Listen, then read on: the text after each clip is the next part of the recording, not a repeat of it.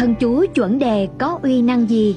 Thuở xưa, trong một lần thiền định trong vườn cấp cô độc gần thành Xá Vệ, Đức Phật quán chiếu các đời vị lai và quan sát tương lai của chúng sinh.